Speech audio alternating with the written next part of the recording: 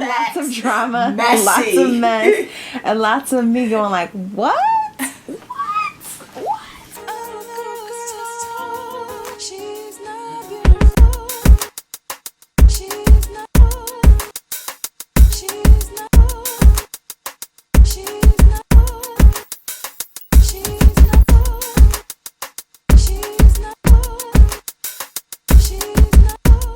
Hey friends, welcome back to the C&T Review.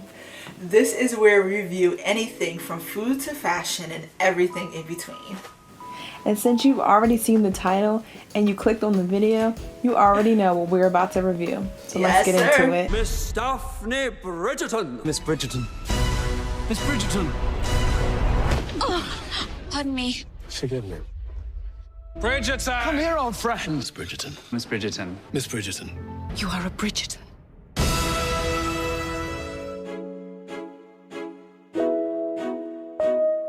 So my expectations was very, very high, mainly because of TikTok. Right. TikTok was out here promoting this show. Like, honestly, they need to pay TikTok for promotion because TikTok was out here promoting, like everybody on TikTok was talking about this show, and I was just like, all right, let me just watch this joint. And so yeah, it was very high because people were saying it's so good and it's so addictive and all those other stuff. What about you, Chloe? What was your expectations? My expectations, I thought it would be well written because it is a Shonda Rhimes product. Yes. And because it's a Shonda Rhimes product, I knew it would be a hot mess. Lots of drama, Messy. lots of mess, and lots of me going like, what? Just like nonstop. So I knew that's what my expectation was. And I think I was safe to say Bridgerton exceeded those expectations. It was messy. Yes. Messy, y'all. Absolutely. Just messy. So Yes. yeah, go watch that, John. Yes, absolutely. Oh, let's issue a big spoiler alert here, guys. Yes. If you Yes. haven't seen it, save this video, go watch the show, go binge watch it. You know you want to. Then come back to this saved video and have the conversation with us, okay? All right.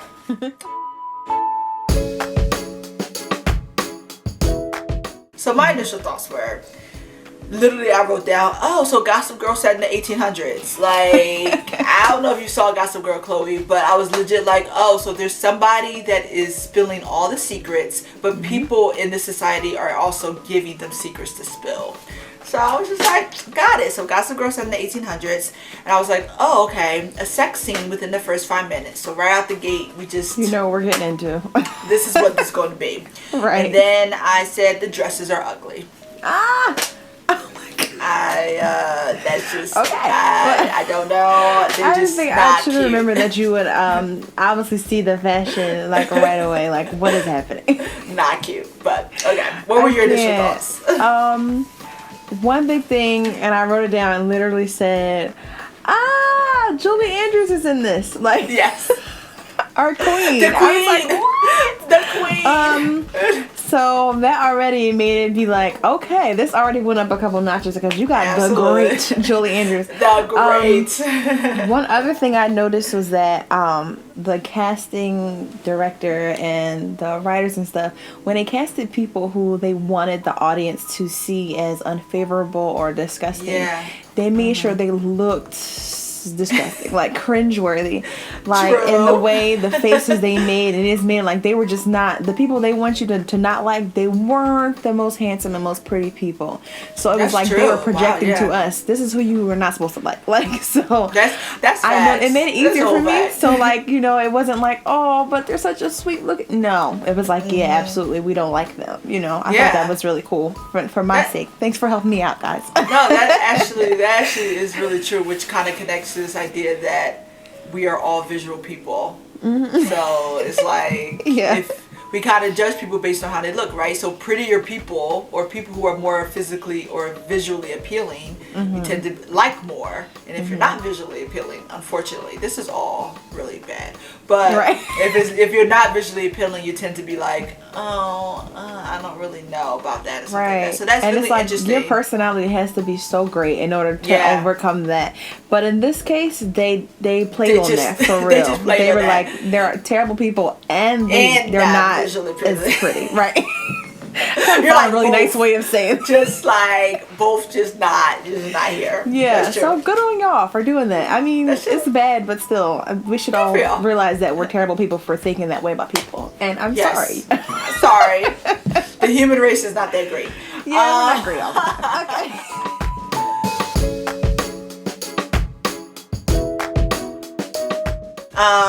I would change. There was this conversation between Simon and Lady Danbury. It was conversation. Simon was about to leave. He had told Daphne that he was about to be out, and Lady Danbury was trying to tell Simon like, no, don't do that. Like, love changes everything, sort of thing. But in the middle of that conversation, she said ended up talking about this idea of race.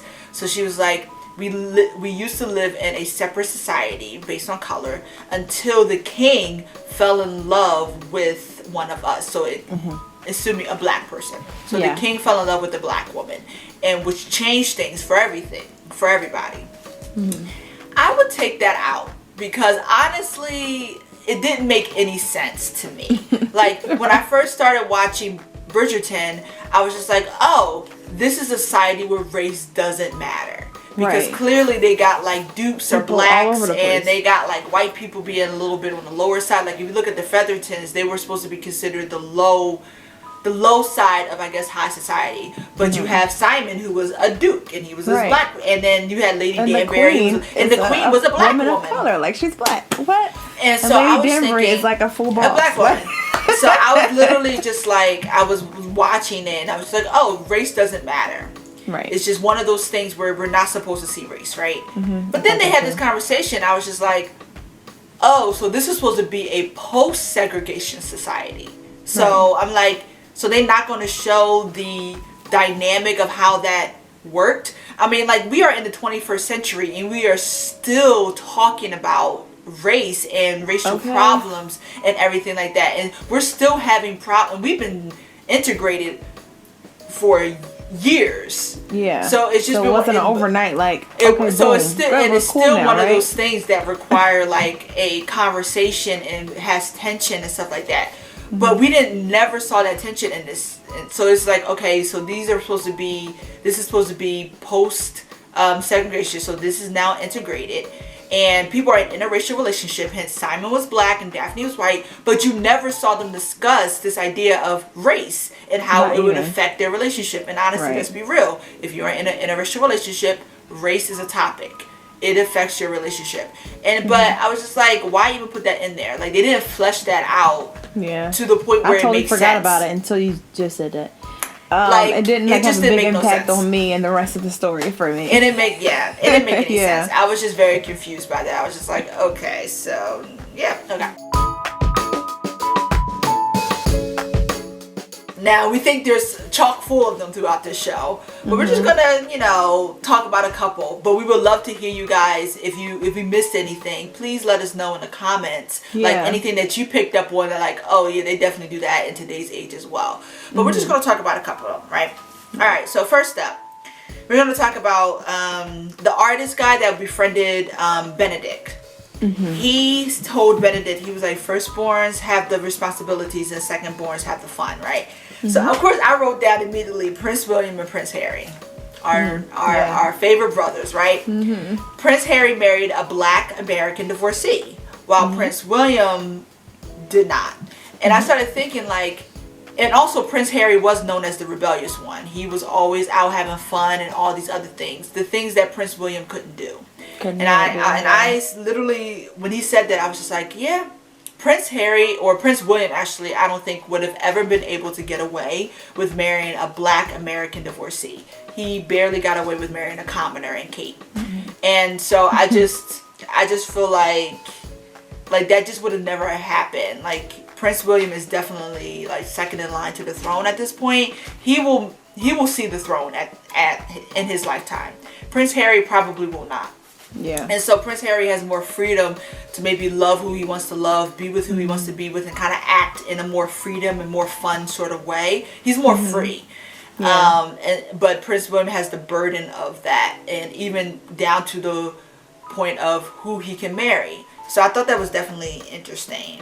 That is that. interesting. And I think to extend that a little further in the same direction, the firstborn, when the father passes away, I noticed that with Anthony, he felt, and I'm not sure if before where we're introduced to the story, if he was asked to step up and be the man of the house, or whether that's just considered what you're supposed to do in their society. I know that especially, I'm not sure if it's just the black community or other communities where the eldest son often feels like he is now the man of the house. He has to protect his mom and his sisters and younger brothers if he has them. And I feel like that is really, that's definitely a common thing. And sometimes it's sad because that child, especially if he's young when it happens, he doesn't really get to continue being a child, and he has to mature at a quicker rate than everybody else. Everybody else gets to still being the child and having somebody else look up to. Well, in that case, when the father passes away, it's like, no, you're it now. So forget all that childish stuff and grow up right now. So and it's not so always sad. good, you know, that it doesn't always end up the best for them. They often have to, you know, backtrack a little bit, but you know, I thought that was also a nice modern connection there. Yeah. Oh, yeah. I never thought about that, but that's so true. That's so true. So another modern comparison. We're just gonna talk about Simon and Daphne's relationship, y'all. Yep. Go ahead. Let's talk about it. We're just gonna talk about it a little bit, right? I just want to give a disclaimer. I like Simon and Daphne's relationship. Okay. But do I really think they should have ended up together? I personally think Daphne should have just been by herself, low key. Like, sis, like, okay. But I think Simon was toxic, and I think Daphne was toxic too. But we're just gonna talk about Simon for a little bit. Like, he was definitely toxic. Like, he really upset me. Like, I was watching this, and I was just like, okay, everybody he made it clear that he didn't want to marry, which was perfectly fine. I think the one thing about Simon is he's an honest individual. Like, he's not gonna he may be toxic, but he's honest. Yeah. And so he said he didn't want to get married, all this other stuff, right? But you know, he started falling in love with Daphne, all this other stuff. So then he realized he was in love with Daphne, but he knew Daphne wanted kids, and he didn't want to have kids, so he decided to leave. He was just like, you know what, I'm gonna leave. Which honestly, I was here for that. I was like, you know what, that's great. I think that is a mature decision for him to do, and I think that he should leave. I think that was, if he knew he can't give Daphne what she wants, remove yourself from the situation. Yeah, let her go be great. Go let her be great without having to worry about you. If you love her, sometimes the best thing to do if you love someone is to let them go. And so I think that he was on the right track. And then he wasn't. And then he took a turn.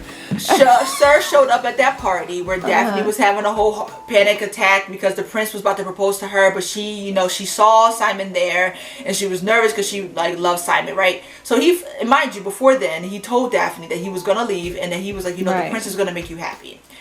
But I think y'all know what I'm talking, right? You have the scene, he walks out and he's talking to Daphne, all this other stuff, and Daphne's like, why are you here, sir? Like, I don't understand why you're here. And she's like, you know what? No, the prince is going to make me happy. She's trying to convince herself that the prince is going to make her happy. And Simon says, will he make you happy? Will he make you happy, sir? You were leaving. Like, get out. Like, what are you saying? Will he make you happy? So what you say, you gonna make me happy? Like, I don't. And then I think that's what Daphne was trying to get out of him in that moment. She was like, I'm trying to, like, why are you here? Like, what are you saying? But he would not say it. Tell me what you mean. Like, what? And then it got worse. She ran away from him. It progressively got worse and worse. Yes, she ran away from him in the garden, and he followed her and kissed her and violated her. That whole scene and everything like that. But he wouldn't marry her. And then still was like, I'm not doing it. I'd rather die. I was just like, what was the point? What was the point? Like, if you really aren't going to marry her, what was the point of coming back? If you're really willing to die, like, and she even said it, she was like, you rather die than marry me. It was just like, are we really at that point? I was just like, I was so, like, at that point, I was like, Simon, no. And I think too many men, if you wanted modern day comparisons, I do think a lot of men do that sometimes nowadays. They give just enough to keep Daphne there and present, but not enough to fully commit. And I think that's a major problem that a lot of women suffer through, is that, like, you have men who do, they say enough, they'll say things like, will you be happy? Like, almost kind of making you second guess you moving on. Like, oh, don't move on, because I want you to be here. because you still want me. You know you'll never get rid of me. Like, sir, I was so when I just say I was so frustrated. But Daphne also was like, you know what I mean, she shouldn't have married him. Like he said he didn't want to get married. He also said he didn't want kids. Yes, there's a little gray area between can and won't, but at the end of the day, it equals no kids. Right. And is so that something? She chose the guy that gave her passion, but not the one that would keep her sane. Talk about it, sis. Talk about it, sis. Tell the people real fast. Tell them. Which, like, brings me to another modern day question for real. It's a 3 things. Should you marry for passion, for security, or can you get both? I feel like a lot of times females, I mean males too, I'm sure y'all do it. Y'all go for the spouse, the partner, the boyfriend, girlfriend that gives you, like, the fiery passion, but also makes you insane and makes you want to pull your hair out, and but that you can't get enough of. But you're like, get away from me. I mean, even like Anthony and Sienna, like they should not have been a thing. But people today are like that. It's like you drive each other crazy, but because sex has blinded you. Unpopular opinion. Ooh, tell us, because sex has blinded you. Talk about it. You can't see that you're not good for each other. Or on the other end, should you just settle for someone who is secure and you're like, I know they'll take care of me. I'm bored out of my mind. I don't really, don't want to spend forever with them, but I feel secure. Or should you just not settle? Like, you don't have to get married right now. You don't have to be in a relationship right now. Like, what's up? That's such a modern thing, because I feel like settle. We are so. That's the answer. Don't settle. Don't settle. Do what is what you see the very best in the long term. Like, I know short term is cute, and you want to be like, I want to feel all the things right now, but it's the long term is what's really going to be it. Don't settle. That's why I think Daphne should have not been with anybody. Right, and honestly, I don't think life would have been boring with the prince. Because they did have a good little banter going. It just wasn't passionate like I guess it was with Simon. But, that's just what that was. She shouldn't have don't settle. That's the answer. Don't settle. Okay. Right. So, another modern day comparison is this idea of the marriage-mindedness of Bridgerton. And I kind of compare that to the church. So, the church as a whole it seems like they tend to, and this is just, I'm not going to generalize it, this is just what I've seen from the churches I've come in contact with, and even just from talking to people who attend church. It seems that the church pushes this idea of purity and of becoming a good wife on women. Like, that is what they're raising you for. Like, even Daphne said it when she was talking to her brother. She was like, you don't know what it's like to be a woman. Like, I have been raised my whole life to be a wife. And it seems like that is what the church pushes on to women. But they don't necessarily do that for men. So it doesn't seem like they push this idea of purity on men. Like, men can kind of live their best life. You also see that in Bridgerton. Anthony, Benedict, Simon were out here living their best life, but no one ever talks about their sexcapades. No, they just kind of look them away having like, sex with everything. They're just kind of like, okay, it's whatever. But the moment that a woman is violated or a woman has sex, there's a whole problem. So, like, a violation of purity equals shame. That was the whole thing with Marina. She was bringing shame to a family.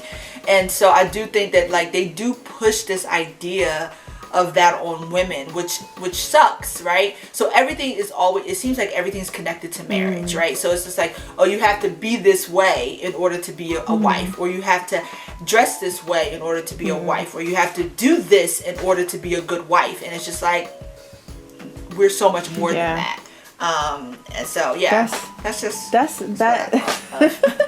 that makes me think of one of the quotes that I literally wrote down in my notes was a word. I think it was actually speaking of Benedict's painter friend, apparently he has all the knowledge.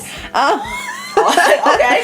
He said that it takes courage to live outside of the normal expectations of society. Now he was talking about something very specific, but that is a word for all of us, especially as Christian young women. Like it can take this anyway. One way is we're not going to look like everybody else, and you know what? That is okay because we've decided to be Christians. You decided to be set apart. You're not gonna look like everybody. Set apart. Y'all hear that? Say it again for the people in the back. Okay. Different. So it's like it takes courage, and it's not gonna be like, okay, this is super easy, and people are going to look at you like, why do you do that? Why you act like it's okay? Mind your business. It's okay. Be different. Join me. Be different. But like, and that's the thing. We're absolutely supposed to be different. And then I thought about it. By way of like we're talking about how the church likes to basically groom women for marriage. Yes. But it also takes courage to be like, you know what? There's nothing wrong with me if I'm single. I know we are in our upper 20s, and I know that women in the church, young, old, my mom, my grandma, all that will be like, oh, so you talking to anybody? You got a little boyfriend? Yes, when you get married, and you got a boyfriend? It's okay. It takes courage to be like, I am okay. There's nothing wrong with me. Like, and it's easier said than done. Like, it's not a like quick fix, snap. Okay, just have faith in yourself. Sure. No, it's easier said than done, but absolutely, it takes courage to, because the expectation is to hurry up, get married, and go do this, or go have sex with everybody in the whole world, or sow your wild. Like, it's an expectation, and it's okay if you are not doing that. It's okay. Exactly. Okay. I think you can bring glory to God in both. Absolutely. Like, singleness is a gift. Right. Marriage is a gift. They're both gifts. Yep. There is not like one is better than the other. So absolutely, but like you said, it takes courage to be able to sit in that singleness and be content there with just. And even if you ever tell yourself that every day, like it's okay. It's okay. Hey, because I've had dates like that. Okay. Full transparency. But it's also okay to want to be married. It's also okay to desire marriage. It's okay to have both. Like, one is not better than the other. So, sis, you know what, sis? You was out here preaching. Did you see me? I see you, sis. Okay. I can't. But y'all should definitely check out this show. If you haven't already, I don't know why you want to watch this entire video unless you do not care about spoilers. But if you haven't, go watch it. It is a fun time. I know they've been cleared for a couple more seasons. So, shout out to them. And we'll see what happens with the rest of that family. Moving forward. Yes, absolutely. Which should be fun. But yes, so we just want to say thank you guys for joining us today. Join us next week when we will be doing another Disney challenge, because that is what you guys seem to like. Yeah, and we may or may not have a special guest. You may have to check in with us to see. This has been another CET review. Thank you for hanging out with us today. If you enjoyed this video, please like, comment, subscribe, and check out our other videos. We'll see you next time. Bye!